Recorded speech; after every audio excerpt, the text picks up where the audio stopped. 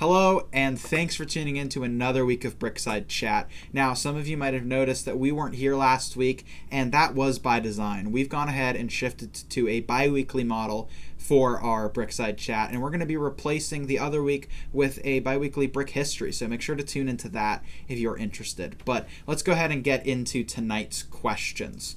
So I first have a question from Philin Great Gaming, who asks, assuming a 3.0 part out value, when buying sets to part out, do you have a loose or hard limit on how many you're willing to buy of a specific set? Like, if a store has 30 boxes of a set, are you willing to buy all 30?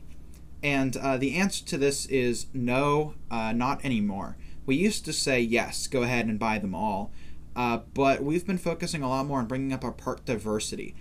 Because we're really far behind in comparison to a lot of other BrickLink stores who are at a similar part count as us. We don't have very many lots. And I think that that's having an impact on sales, and so do Evan and Kyle. So if you are growing a store, I would say that you focus on diversity as well.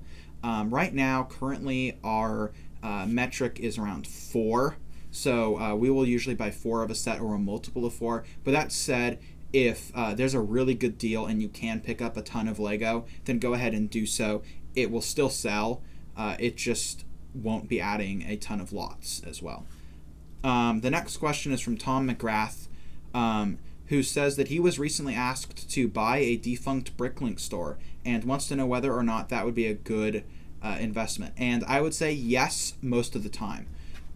If they have a brick stock file and everything is organized and it's coming in Ziploc bags and cabinets, then it's really a great investment because you can add a ton of already indexed parts to your store. But if you're basically just getting buckets of Lego, then you have to ask for a lower price because you have to spend a lot of time to add all of those parts to your store. So it's really up to you, and just make sure you're getting a fair price for the amount of time you're getting, and make sure that it is inventoried in some way. Because I imagine that we really haven't had any experience with this, but it's possible that something like this could be a scam. So just be aware of that. Next is a question from Shipyard Bricks, and he wants to know whether or not we keep out unparted sets, so still sealed sets, in reserve just in case we need to part them out later. And the answer to this is no, because the truth is having inventory is really a bad thing, and that might not make a lot of sense, but you want to be turning over or selling off your inventory as quickly as possible in order to be generating profit to purchase more inventory. And so if you just have something sitting on a shelf, well, it's not earning you any money. So it's a lot better to just go ahead and part it out and sell it as quickly as possible so that you can buy more. For Hugo wants to know whether or not he should part out or sell his minifigs whole. And I would say that this is a bit of a split. Really, it obviously comes down to part out price versus sell price. If something's going to sell for more parted out, then obviously part it out. But on the whole, I would say selling whole probably does more unless you are getting a whole bunch of something. Like we did this game set a while ago. I forget exactly what it was called, but it had a ton of the same minifigs, and so we parted those out and sold them as individual pieces. But on the whole, I would say it's probably a better idea to sell them whole. But once again, it comes down to whether or not the part out value is going to be greater. Next, Miner Makes Mox wants to know, when someone makes an order for one small piece, is it okay to save on shipping and just send it in a mail envelope?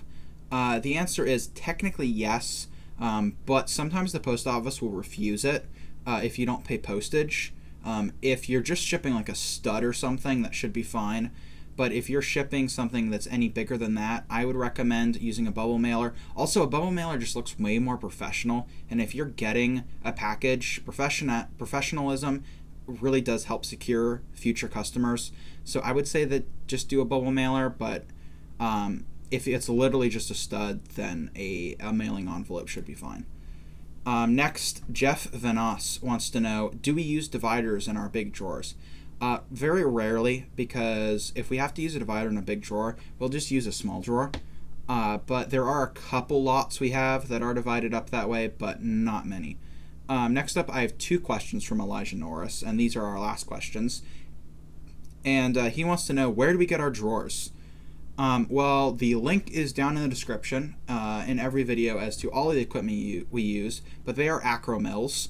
and we usually get them used because it's a lot cheaper and they aren't damaged. We've never really had a severely damaged one, and we've never really had ones that you can even really tell are used, so I'd recommend buying used.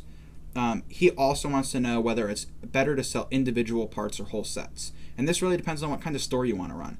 We obviously sell individual parts, and most stores sell individual parts because it does sell for a lot higher. But if you're not interested in spending all of the time to run a store and do all the parting out, which is a huge time investment, then you can go ahead and sell sealed sets. But if you really want to make decent money, then you should probably be doing it by parting out. And that's all for BrickSide Chat this week. Thank you for tuning in. We really appreciate having you guys ask all these questions. Go check out our Discord. There should be a link down in the description if you haven't already joined. We're really trying to push for 200 people in there right now. I believe we're at around 150. So if you want to join, come check that out. We also have a Patreon. If you want to join that and help support the channel, there's also a link in the description for that. As well as, like I said, all of the gear and stuff that we use is down there as well if you want to check that out. So thank you. I really hope you have a great day. And I've been Paul from Just a Brick in the Bucket.